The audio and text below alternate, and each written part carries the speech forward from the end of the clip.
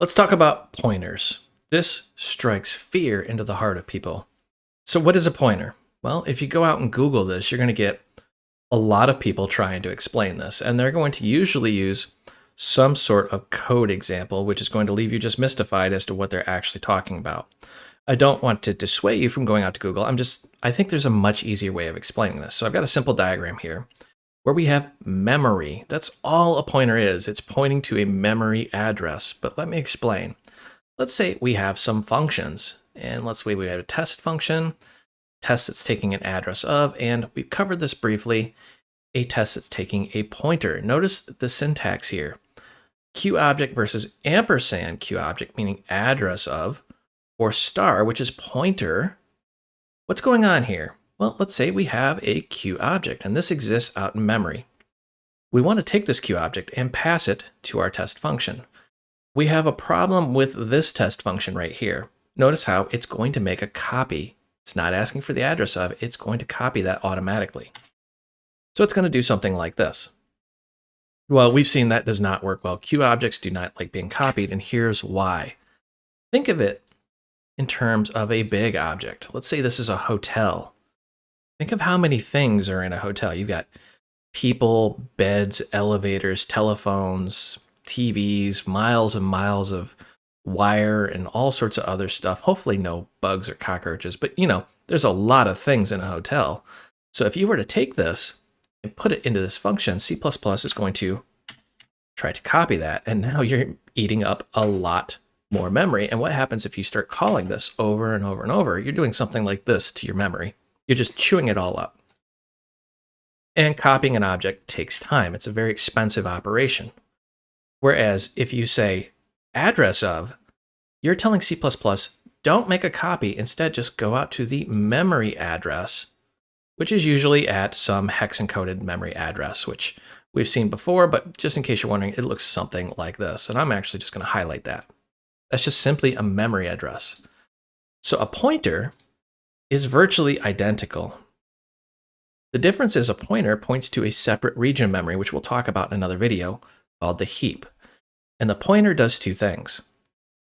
It tells C++, don't copy the object, instead point to it directly at that address. And it also tells C++ we are managing that memory directly. So we are responsible for creating and deleting this object using the new and the delete keywords. That's it. That's all there is to it. So if you're sitting in a computer science class and you're having a 5-hour discussion about what a pointer is, that's really all it is. It points to something in memory that already exists.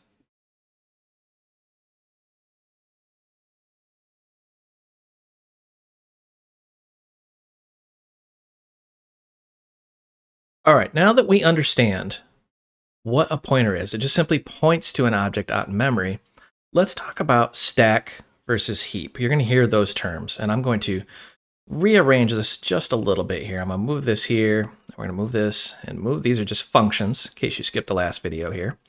So you have memory, and this is the stack. Now, what is the stack exactly? It is a region of memory that the computer creates for you when your application starts. So the operating system is actually going to carve out a chunk of memory and say, hey, this is available to your application. And on the stack, C++ is going to manage all of the objects in there. So for example, if you have a QObject, C++ will create that, and C++ will destroy that. So this is why copies are so dangerous, because when you create a copy and you're using it in a function, C++ determines when that's destroyed. So if you're still using this copy and you try to use it and C++ destroys it, guess what? It's gone, and you're going to have a very bad day. So typically, your application stack will have local variables and some functions in here. So I'm going to copy these other functions. And again, in case you skipped the last video, we have test, which would copy. QObjects cannot be copied. We have test with address of the QObject, which will just take that memory address. Doesn't matter if it's out on the stack or out on the heap. And then we have test with a pointer to the QObject. Remember, a pointer just points to that object. So the stack is automatically managed by C++. However, The heap is, well, also called the free store, because this is memory. This is what's in your computer. So have you ever popped open a tab and like Chrome, and then you look at your system, you see that Chrome is just eating memory? That's what's happening. Chrome is creating pointers, large objects, and let's go ahead and bring this up here, out on the heap. That's what's going on. So why would you want to put something out on the heap? Why wouldn't you want C++ to manage it? Well, the problem with C++ managing things is it's going to want to use a copy. It will almost always defer to a copy. You can get the address of to try to bypass that copy mechanism, but at the end of the day, C++ is going to destroy this object for you, where you may want to use this. So let's say you've got multiple functions that will be using this. So it's easier to use the new keyword, and I'm going to actually put that in here, to create this object. And when you use the new keyword, it's created out on the heap. This is available memory in your system. Now, don't think that you have the entire memory space to play around with. Usually the operating system is going to stop you at some point and say you're no longer allowed to create things, because programs can and often do something like this, where they just start creating objects that are so huge they take up, well, way beyond your RAM, and you end up in a swap file situation, which is bad. But point being, anytime you create, you're creating out on the heap, which is the free store. Now, this is awesome and terrifying. It's awesome because you can now harness the full power of your computer as much as the operating system will allow you, and you can create things, as many as you want. This is not copies. These are independent objects. And just to kind of illustrate that, I'm going to change the color of some of these.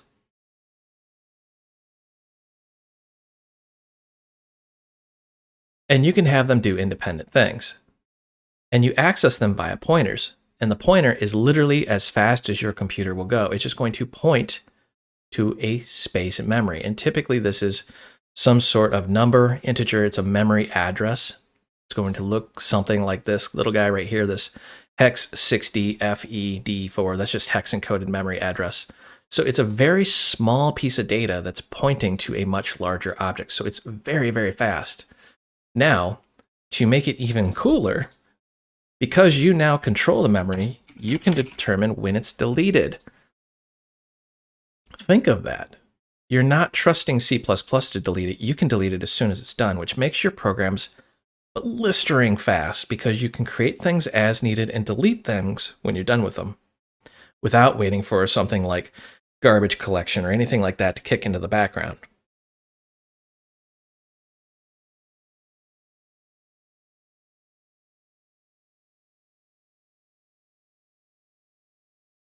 Let's talk about pointers versus copies. This is just us getting into the shallow end of a very big ocean of memory here. So pointers are fast, and we get the actual object.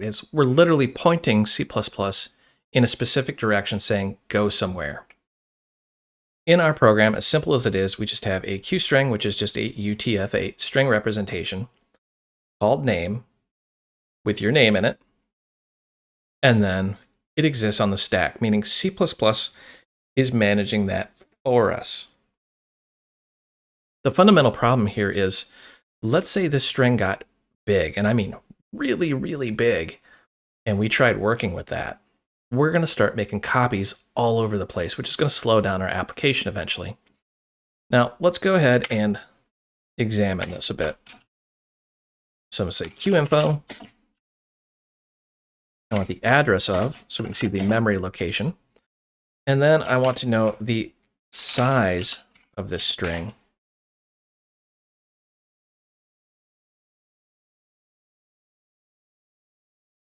That'll tell us how much information is actually in this variable and how much is being copied. So if we just save and run this,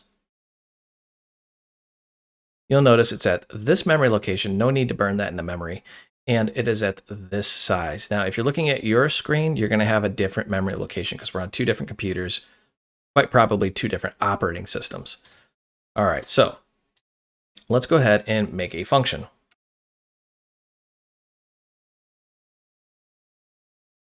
And let's give it a very harmless looking constructor here. So I'm going to say QString value. And then we can just grab this. And let's grab this value and value. So what is really going on here? Well, we have now created a copy. Let's go ahead and demonstrate that.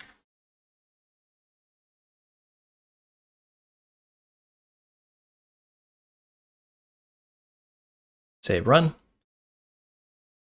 So we have this memory location, no need to burn that whole number. Just look at like the last 4 digits here. So we have 0190 and we have 5 versus 01B0. So this is a completely different thing, completely different location. It's a copy. It should be the exact same size because it is a 1-for-1 copy. The computer's basically gone out, grabbed this chunk of memory out here. It's got a start address and then an end address, and it's just copied it to another location in the computer.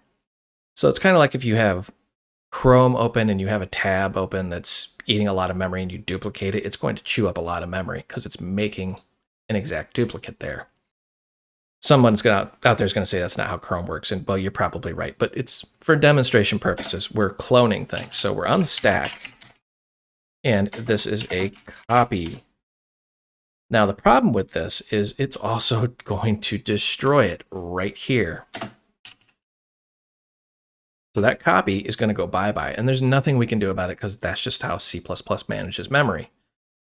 So our little example is not a challenging one to understand, but I want you to understand that if this was huge, and I mean really big, like shove a hotel or the entire continental United States in there, it's going to take a long time for your computer to copy that chunk of memory, and now you have 2 identical objects in memory. It's not very efficient, and then it's got to go through and destroy all that memory. So it's going to take a while. And if you're on a small embedded device, you're going to start eating up memory left and right. There's a much more efficient way, and it's called a pointer. So I'm going to say void test etr. And let's go ahead and say QString pointer. You see that little asterisk there? Value. Notice the syntax. We're creating a pointer to something. Now, there's a couple things to understand.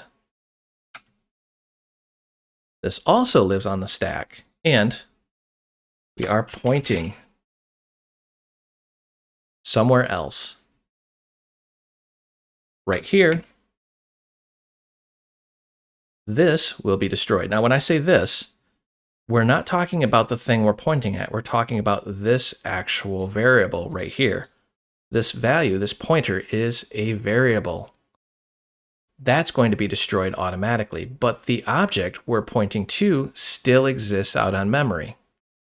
Let's go ahead and grab this and let's just demonstrate. So we've got QInfo, and notice how we have a little issue here. Because this is a pointer, we can't use the dot. We have to actually tell it, this little arrow, point. So we're saying, take our pointer and point to the chunk of memory where this function is located. That's what we're doing. We're telling the computer, go somewhere else. Let's go ahead and go down here. And let's say test etr.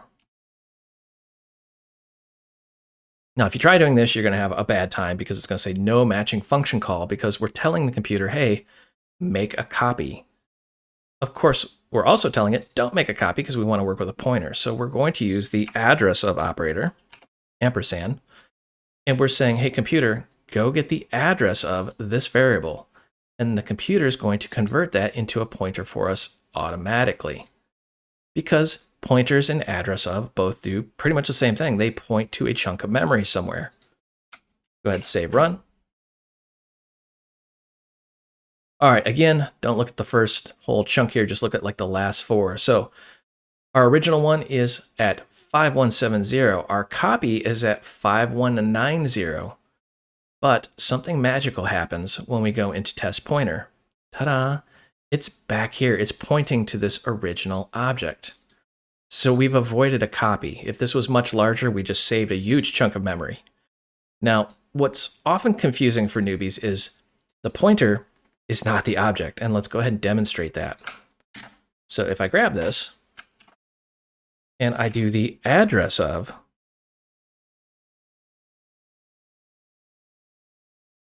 let's see these right here. Notice how we get a completely new one. And I'm going to actually change these around here. Let's just say right here. I'm going to do a P for pointer to, and then an A for the address of.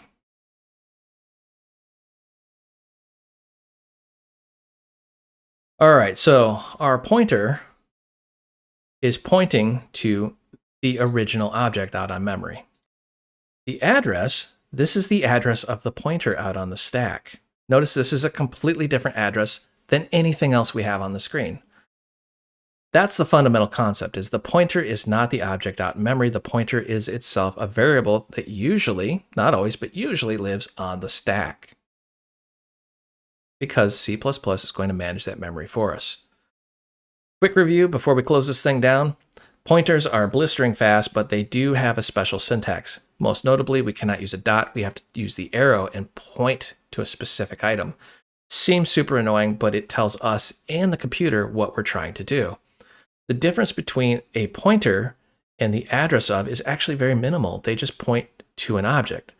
The main thing we're going to see later on is a pointer allows us to take over this whole memory allocation process so we can create and destroy objects as we need to, rather than trusting C++ to do it.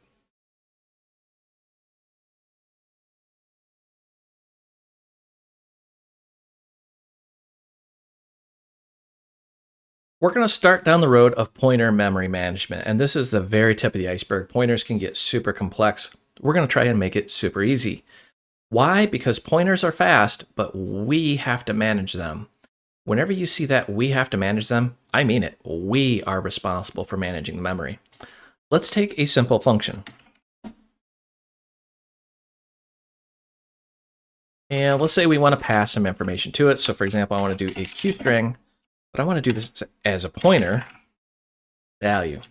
Now we could do a copy, we could do a reference of, but we want to work with pointers. So you guessed it, we have to create a pointer. Now this pointer, of course, we've talked about this before, is actually getting created on the stack, and it's going to point to something on the heap. Let's go ahead and demonstrate this little bit here. I'm going to say QString name. And we've done this before. I'm going to print out our name.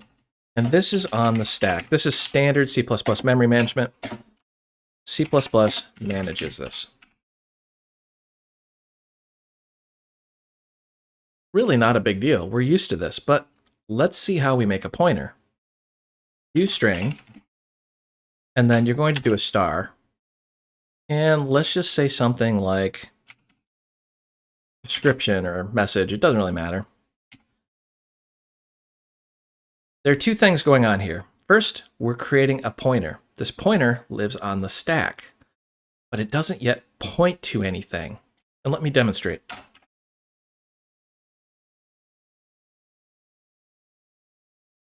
If we just try to print that pointer out, let's see what happens here. It's going to print to hex 0 or just 0.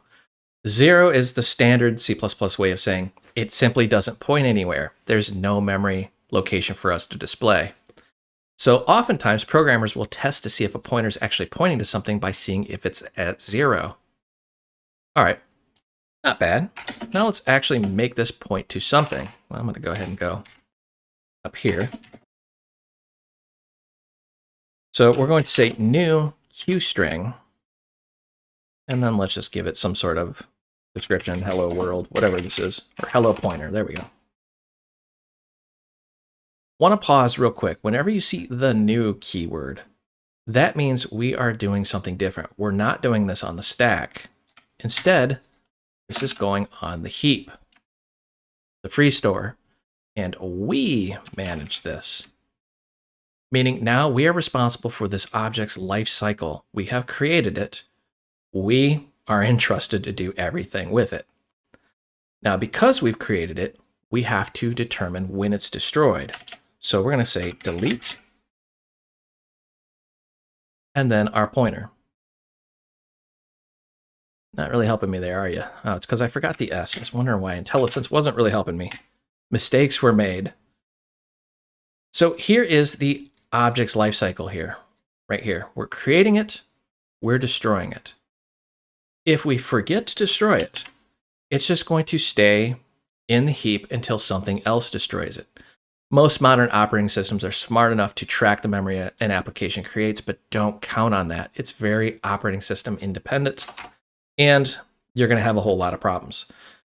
Moreover, if you're just creating things in memory using the new keyword and you never delete them, you're eating your memory. It's just going away, which means other applications and eventually even the operating system will stop functioning. Again, most modern operating systems are going to guard against that, but I remember the good old days of early Microsoft Windows where you could write a program that just created like thousands and thousands of things and eventually you get the dreaded blue screen of death. So up in our display, we're going to work with this here. I want to say QInfo. And we're going to really examine this. So I want to see what's at the pointer, or what we're pointing to. So we're just going to print that pointer out. Then I'm going to grab this. And let's look at the address. So this is the address of the pointer. Now let's go ahead and grab this. And let's look at the data. And we're going to use the pointer. Notice 3 different ways of doing it. We're just going to print this out. We're going to print out the address, and we're going to print out the pointer. Very distinct ways of looking at that. All right, let's go ahead and right here. And we're going to display that description. I'm going to comment this out just for now so it doesn't get super confusing. All right, so pointer is pointing there. See if I can move this around. The address of is right here. And the data it's pointing to is here. Hello, pointer. This is why it gets so confusing, because we have multiple things we're looking at here. You may be looking at this going, no, wait a minute. This seems horribly inefficient. Aren't we making a copy? No, we're not. This pointer is a much smaller chunk of memory than the data it's pointing to in most cases. Think of if you had a map of the entire world out in memory, your pointer is just going to simply be a number where you're pointing to the entire Earth. So it gets very fast to copy a pointer rather than copy the data. I know that gets super confusing, but trust me on this, pointers are much, much faster than copying. Now, the other danger here is we have to delete it. So we've got it deleted right here, but what happens if we were to grab this and try to display it again, way down here at the bottom after we've already deleted it? What do you think is going to happen if we try to use something that no longer exists? And you can see the IDE is even trying to warn me. Use of memory after it is freed, meaning it's telling me, hey, you're going to have a bad time if you try to do this. Notice it's not an error, it's a warning, meaning you could actually do this, but then up here do an if statement. You know, if it's 0, don't do it. That's actually quite common. But I want to run this without any sort of checking just to show you what's going to happen. Save run. And you notice how data is now this right here, this UTF character 3.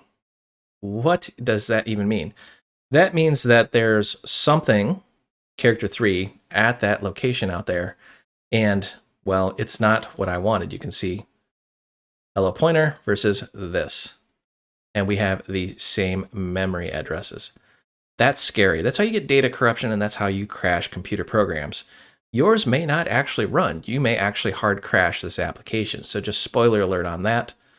And to be brutally honest, this can have very drastic results on your application. This is how major applications get that dreaded unknown error occurred dialog box that pop up.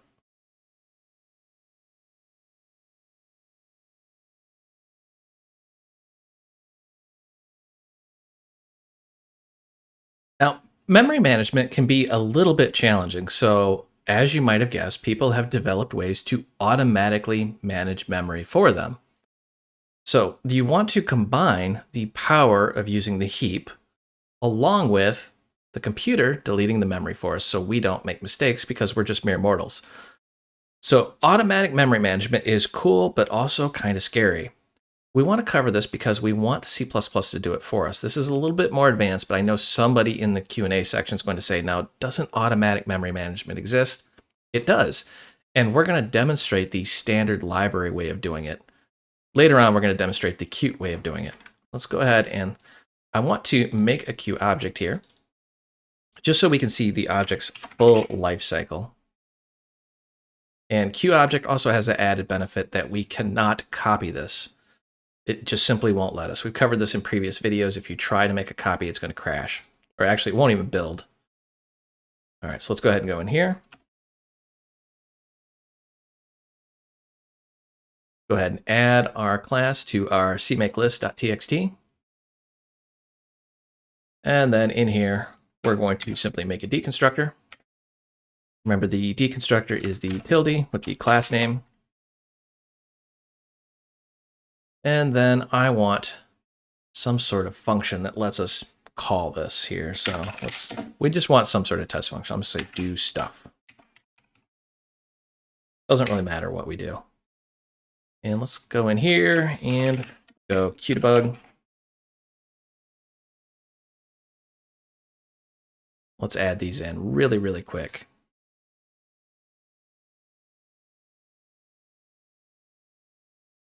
All right, now that we've got these in, it's very straightforward. We're just going to observe this object's lifecycle. So I'm going to say qinfo, this, and I want the constructor.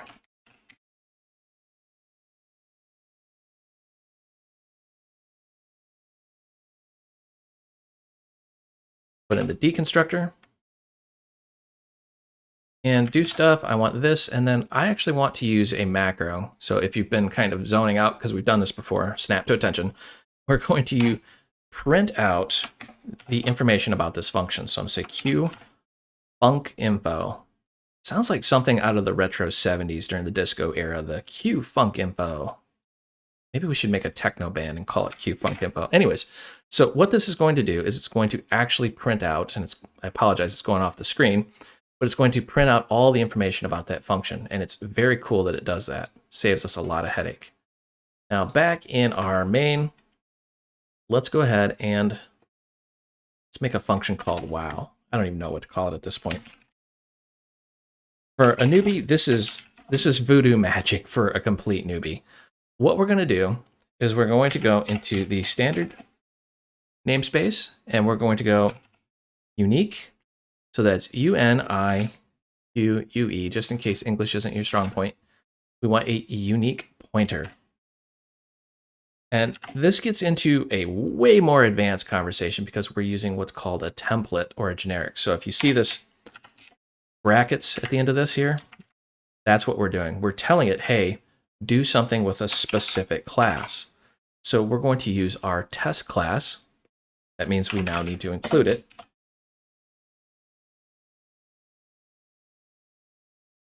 And we want to make a unique pointer using the standard library.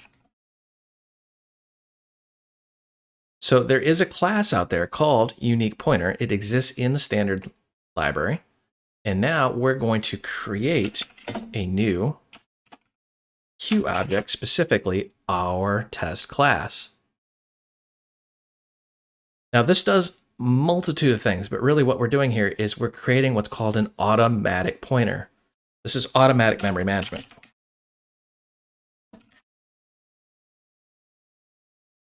Automatic memory management is awesome, and we're using the standard library. This is baked right into C++. Doesn't matter if you're using Qt or not, you can use unique pointer.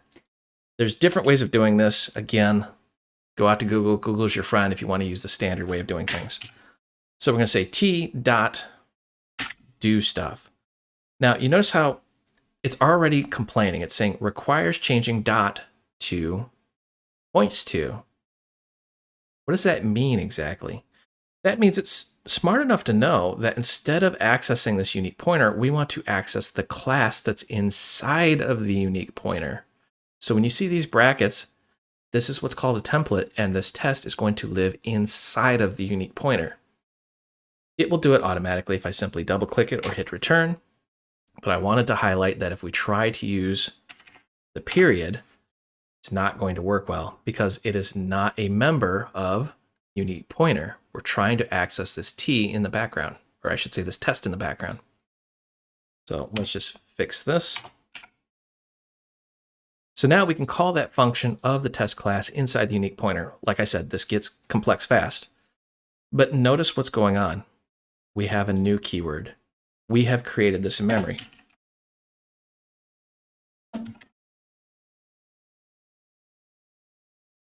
Notice what we don't have. We don't have a delete keyword. We're not deleting it. This is the beautiful part about automatic memory management is we don't have to worry about it because unique pointer, when it goes out of scope, or when it's no longer used, is going to delete this for us.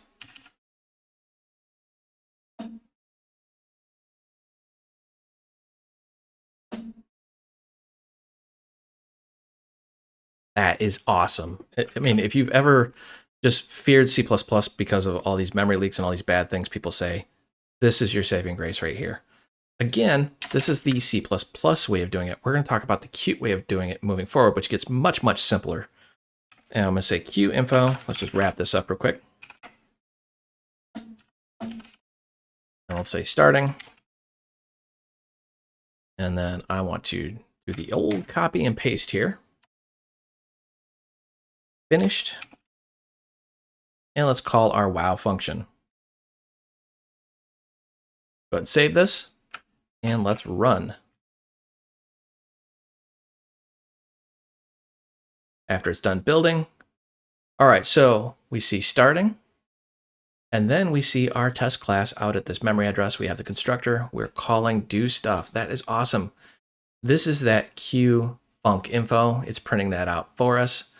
And then we have the deconstructor, and then we see finish. So we see how it's actually destroyed this for us automatically when it was no longer being used. We don't have to worry about memory leaks or crashing our program.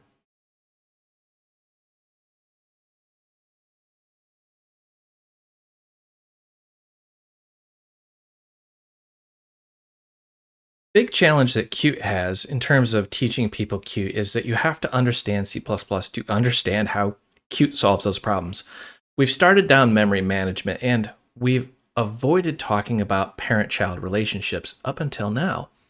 So QObject has a parent-child relationship. What does that mean? It means we want Qt to manage the memory for us. This is vastly simpler than asking the standard library to manage it for us. Let's go ahead and take a look here. It's going to take a little bit of setup, so forgive me. I will do some copying and pasting just to speed things up. So I'm going to take a class, say animal, and we're going to make this a QObject. And then I'm going to make another class just while we're here, get this done. Call this test. And this is also going to be a QObject. Let's add these in.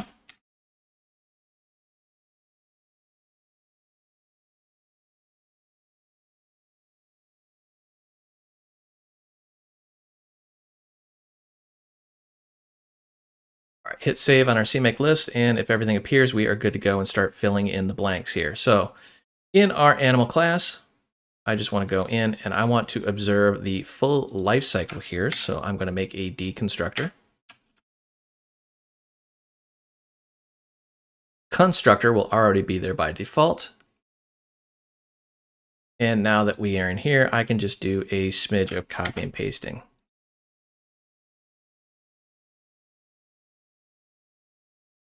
Now, if you're in copy paste land and you get something like this on a Qt info, it just simply means we missed an include. You see how it says incomplete return type? Whenever you see incomplete and type, that means it's missing an include somewhere. Very easy fix. You can just go in here, say include, debug. Clears that up really, really quickly. There it goes. So now we have that class's full life cycle. Again, this is not a complex class. We just want to observe this being destroyed in memory. All right, there we go. Now to do this, we have this test class. And test is going to be the parent. You notice how the constructor of every Qt object has a Qt object that's a pointer to a parent, but it's set to null pointer. Null pointer is slightly different than saying 0, but it virtually means the same thing. It is not pointing to anything. That being said, what we're doing is we're saying this class has a parent, and the parent is somewhere else. We're pointing to it off in memory. That could be on the stack, it could be on the heap, doesn't really matter. We're just simply pointing to it. There's some magic that happens in the background, and I'm going to actually put here magic. What happens under the hood is Qt actually builds this object tree in the background. So when we delete the parent, all children of that parent are also deleted. So while we're constructing this class, if we have a parent, the parent will destroy this class. It's a little bit kind of backwards, but think of it this way. If you have children and you leave, you're taking your children with you, and that's exactly what's happening under the hood here.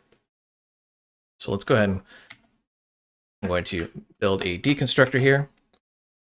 May not even use it, but I just want to observe the life cycle. And let's go ahead and add in Qdebug. And I want to also include our animal class, this other class right here that we're going to be testing out. And I want to make a pointer to that. Let's just call it dog. Now we could do a getter and setter and all that fancy stuff, but I just want to simplify this and have a pointer. You can see the pointer is only 8 bytes. And I guarantee you this animal class, because it's inheriting Q object, is way more than 8 bytes in memory. But point being, pointer itself is very, very small. All right, now let's go ahead and flip into our source for our test. And I'm just going to do a little bit of copy and pasting here.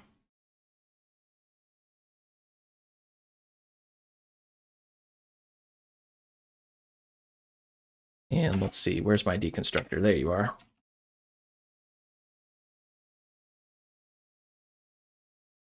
That way we can observe the life cycle of test 2. I'm not sure if we're going to actually witness this deconstructor simply because of the way I'm going to write this code. Now that we've got what I call the plumbing out of the way, we can actually play around with this a little bit. So I'm going to include test. Let's go ahead and include the animal class here. And we're going to keep this very, very simple because I want to really demonstrate this parent-child hierarchy here. So I'm going to say test, and we're going to make a pointer. Let's call this parent. This is going to be a new, notice the new keyword, that means we have memory management, new test. And when we're creating this, part of the constructor is saying, hey, do you want to put a pointer to a Q object? Well, you know what? Yes, I do. I want this to actually be the Qt core application, or A. So I'm going to give it the address of A. Now we have a parent-child hierarchy, meaning, guess what? A will eventually be destroyed, and when it's destroyed, it's going to destroy test for us. Interesting. All right, so to observe this, let's do something like this. Let's say parent, and we want the dog to equal a new animal. So again, there's that new keyword. We've got more memory management we have to deal with here. And animal, because it's a Q object, is saying, do you want a parent? Well, yes, I do. And I'm going to just use this guy right here. I could have used A, but I just want to observe this. So what we're going to do now is we're going to delete that parent. So here we're creating it. And here we're deleting it.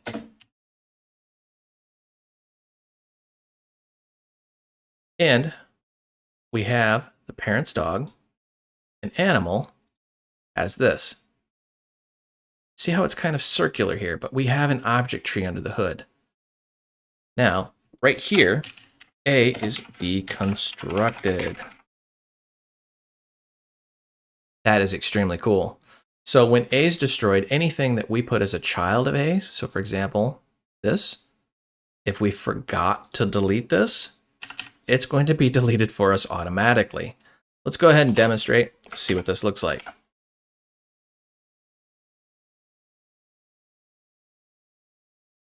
All right, so our test class was constructed. We constructed an animal. Test was deconstructed because we deleted it, and notice that animal is automatically deconstructed as well. That's part of the parent-child hierarchy. Let's go ahead and review this really quick because I know this is super confusing.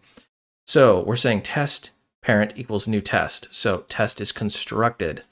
Then we're saying the parent, also a test class, the dog pointer, points to a new animal. Again, there's that new keyword, so there's our animal being constructed.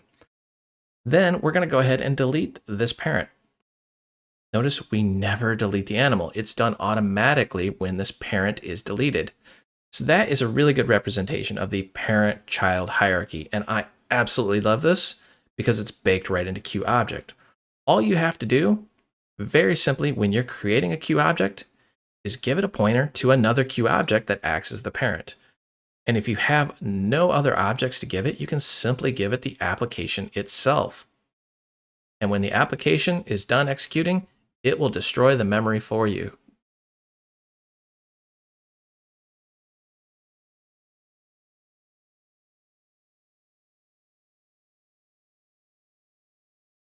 Now, there's a fundamental problem with QObject. We've talked about it many, many times, and I'm going to keep driving this point home. QObjects cannot be copied. The reason for that is, well, actually the memory address defines the object because it's a unique address. And that in terms goes into signals and slots, something we haven't abundantly talked about yet, but we will. But it allows QObjects to talk to each other. Think about that. If you have two objects talking to each other and you copy one of them, what happens to that communication channel between them? Do you now have three objects talking to each other? That could be disastrous if you have like a motorcycle with two wheels and suddenly you create a third wheel that's going to spin at its own speed. Oh, you're going to get in an accident. So it's common for a function to return a pointer because QObjects cannot be copied. Let's go ahead and demonstrate. So I've got some boilerplate code here. We're going to call test, which is going to try to copy a QObject. You notice how there's no errors on the screen. In case you missed it in a previous video, QFunkIntro just returns the function information. Literally, it just prints this out. And then we have test pointer, which of course is going to work with a pointer. This does not create a copy. It just points out to some location in memory. Again, just printing out the object and the QFunkInfo. Now, we want to make a function that's going to return a QObject. So I'm going to say QObject, and let's call this getObject. Now, notice how it's not complaining yet, but I'm going to return a QObject. So let me grab this.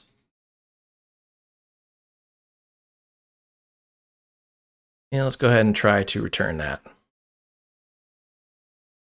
See what's going to happen here.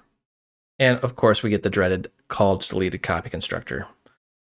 So this is why you cannot return a QObject via copy, because really what we're doing here is we're trying to return a copy, because that call to deleted copy constructor is going to come back and stop us from doing that. So instead, I'm going to toggle comment selection and just comment that code out so it won't execute. We're going to return a pointer, and this is very, very common, but it has some consequences attached to it. So I'm going to say QObject, and we want a pointer. Let's call this getObject. Notice what we're doing here. We're saying we're going to return a pointer. If we try to do address of as a return, so for example, if I do something like this, and we're going to address of, oh, what's really happening there is it's going to get deleted. See how it's already warning us the address of stack memory associated with a local variable O returned to caller. And if you read this whole thing, it's really kind of verbose. It's saying, hey, you're going to have a bad time. What's happening here is O is going to be deleted because this is on the stack. We don't want to do that. So of course, pointers to the rescue, we're going to say O equal new Q object. Now, if you watch the video on parent-child relationships, you know that if we were to give this a parent, it would automatically be deleted, but you see we are not. So what are we really doing here? We're creating something out in the heap and then returning the pointer. We're not deleting it. We're actually saying, you know what? I don't want to deal with this. This is your problem. Here's your pointer. So someone else has to take responsibility of that pointer. Oh, that gets kind of scary. Okay, so let's go ahead and let's try this out here. So I'm going to say Q object, and we want a pointer. Call this P. Say get object. So we've got some functions here. This one is going to try to make a copy. So this simply will not work because, again, if we try to copy into this, it won't work. So you're going to almost always want to do it this way. Whenever you try to pass a Q object to a function, you're going to want to use a pointer. And then let's go ahead and give it a try. So I'm going to say test ptr. Actually, it's PRT. I think I misspelled it up there. I did. It's going to bug me if I don't change that super quick. Don't know why, but it just will bother me. And then let's go ahead and give it our pointer there. Now it looks like this will run, and we can build this, and it will build, and we could even run this. And on the surface, it looks like it's working. We have our Q object, and we're calling test pointer with a pointer to the Q object. But what have we actually done? Well, we've created what's called a memory leak, meaning, you guessed it, we're using the new keyword.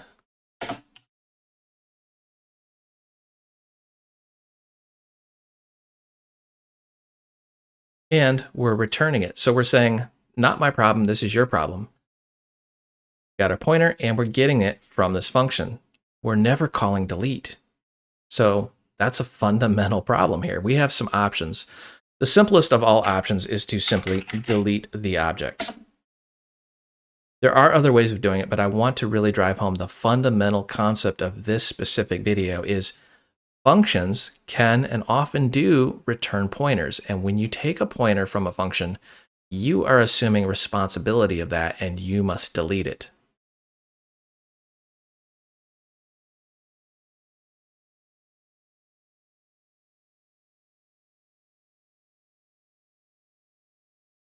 One question people often ask about Qt and specifically QObject is what keeps us from copying objects? We've seen this before, and here's some sample code where we just have a function that's going to return a QObject and of course call to deleted copy constructor, meaning Qt won't let us do this.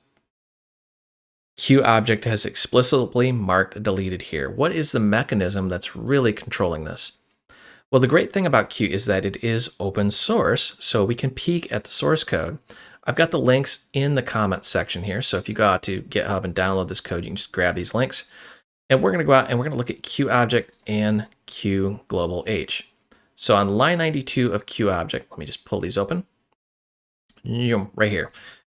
Q disable copy. And there's, in case you're wondering, it's a big file. I mean, it's not a small file by any means. I mean, it's 578 lines of code. But on line 92, you can see how we are using this little guy, Q disable copy.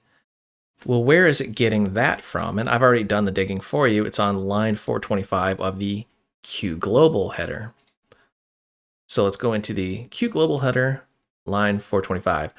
And it's this kind of stuff right here that really keeps it from going. So it's got this define macro, Q disable copy, Q disable move, and Q disable copy move. So we cannot copy, we cannot move, and we cannot copy move. That is pretty complete. Basically, what it means is once we create a Q object, it lives at that memory address and we cannot try to copy it or move it. I know that seems a little frustrating, a little backwards, but It's because of signals and slots, which we're going to dive into later in this course. Really, it allows you to communicate between objects. And if you make a copy of that object, guess what? You are now communicating with multiple objects, and you may not intend to do that. So for example, if you're ever in an argument with like your significant other, say your boyfriend or a girlfriend, and then suddenly poof, there's two of them, you're now arguing with two of them, you don't want that.